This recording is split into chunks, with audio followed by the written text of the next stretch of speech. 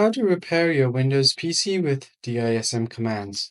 Hey everyone, in this tutorial I'll show you guys how you can easily go ahead and fix your issue. The first thing you're going to have to do is open up your command prompt. You can do that by pressing Windows plus R and then type in CMD, but you're going to have to run it as administrator, so search it on your start menu and then run it as administrator. Let's go to command prompt and open it as administrator.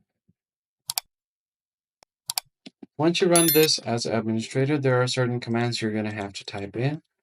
So the first one being this one right here. All of these will be available on the description, or you could just pause the video right now to type in the command.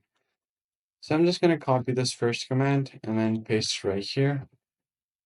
Now it will automatically start checking and the component store is repairable, operation is completed.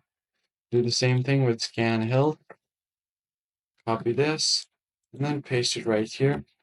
If it is stuck at certain percentage, then you don't have to worry about anything. Just wait for a few minutes and it will automatically complete the checkup.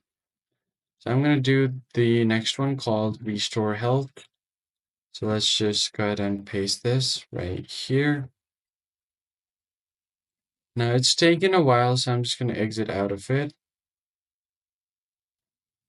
And once you have done that, you can just paste in the other command.